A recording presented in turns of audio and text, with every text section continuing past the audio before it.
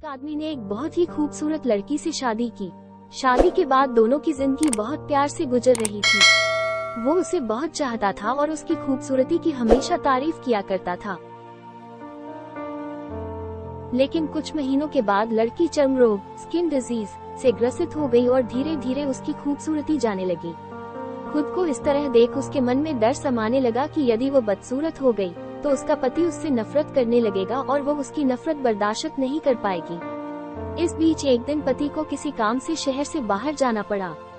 काम खत्म कर जब वो घर वापस लौट रहा था, उसका एक्सीडेंट हो गया। एक्सीडेंट में उसने अपनी दोनों आंखें खो दी, लेकिन इसके बावजूद भी उन दोनों की जिंदगी सामान्य तरीके से आगे बढ़ती रही। समय गुजरता रहा और अपने चर्म रोग के कारण लड़की ने अपनी खूबसूरती पूरी तरह गंवा दी। वो बदसूरत हो गई, लेकिन अंधे पति को इस बारे में कुछ भी पता नहीं था, इसलिए इसका उनके खुशहाल विवाहित जीवन पर कोई प्रभाव नहीं पड़ा। वो उसे उसी तरह प्यार करता रहा। एक दिन उस लड़की की मौत हो गई। पति अब अकेला हो गया था। वो बहुत दुखी था। वो उस शहर को छोड़कर जाना चाहता था।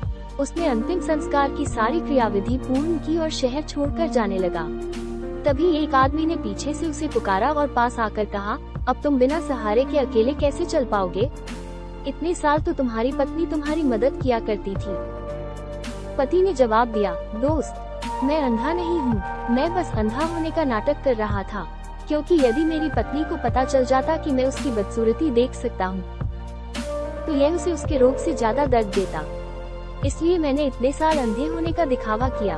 वो बहुत अच्छी पत्नी थी, मैं बस उसे खुश रखना चाहता था।